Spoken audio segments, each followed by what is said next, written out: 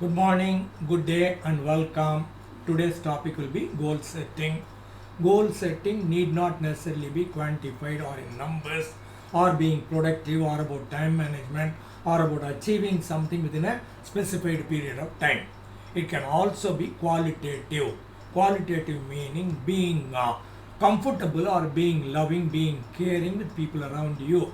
Maybe intimate people in the family or close friends or in the neighborhood or office colleagues, some such wherein qualitatively you spend time with them and you are happy with them and you make them happy also.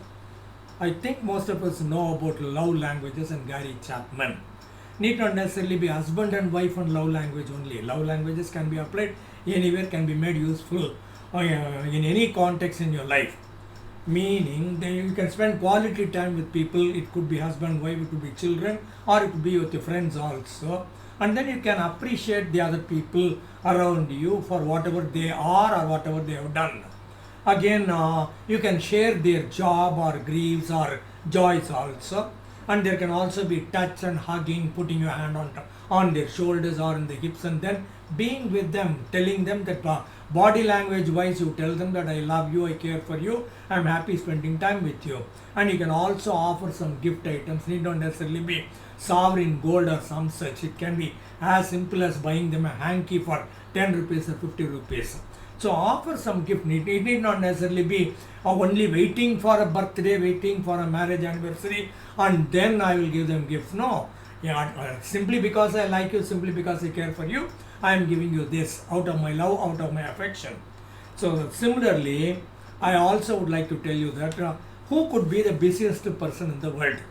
For all practical purposes, if I say the American president of USA is one of the most busiest persons in the world, right?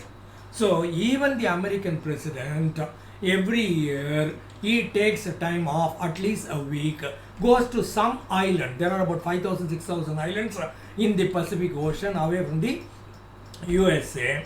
So the American president goes over to some island and he spends a whole day maybe with friends and only fishing. Hardly three people know his phone numbers who can reach him. One will be his wife, the other one will be vice president, and third one will be the military chief. Other than these three people, nobody else could reach them. American president will be there with his friends.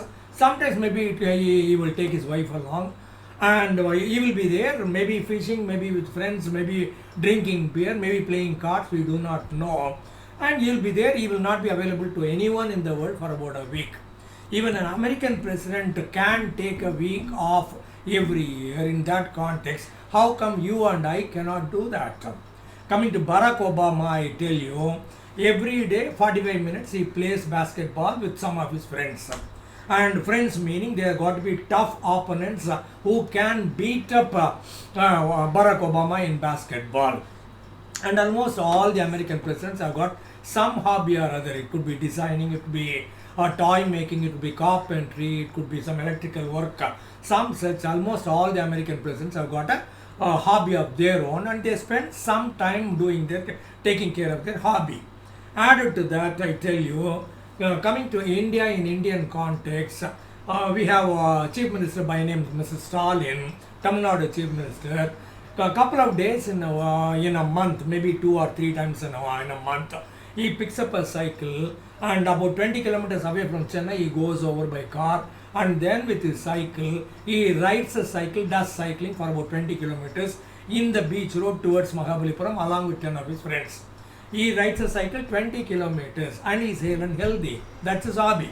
Similarly, we have a health minister, Tamil Nadu, by name Ma Subramanian. He has had an accident and he broke one or both of his legs, I do not know. And the doctors told him, you cannot walk anymore. But then this man says, I will walk, and then he walks, and then he runs, and then he goes about doing marathon running races, 45 kilometers at a stretch. He is 73 years old today, but then he has done 75 marathon races, and some of them were at an international level in 20 different countries. A person who broke his leg becomes a runner, and then he runs 45 kilometers, and then he does it in 20 different countries and 75 marathon races in 73 by the time he is 73 years old. That's a record, world record. I'm saying pursue something, be passionate about, identify what you like. Maybe you can take some time off and think about it.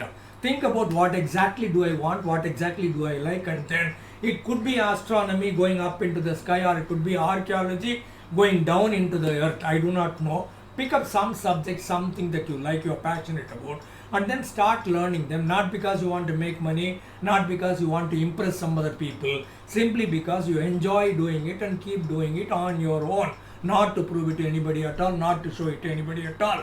So similarly, one another person by name Yuval Noah Harari of Sapiens, the book must be here, Sapiens and all these books here. Yuval Noah Harari, history professor. I've spoken about him in very many forums online. I have done that. And Yuval Noah Harari, every single day he goes for a walk along with his dog. He has got a jungle or wood or forest nearby, and he goes into the forest and he keeps on walking maybe a couple of hours. Every day, minimum 1 hour.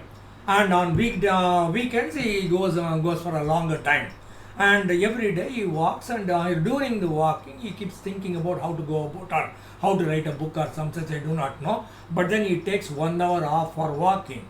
And then he has written some beautiful books like Sapiens and Homo Deus and 21 Lessons for the 21st Century and Money and Unstoppable Us. And if he writes a book and it sells internationally, get it?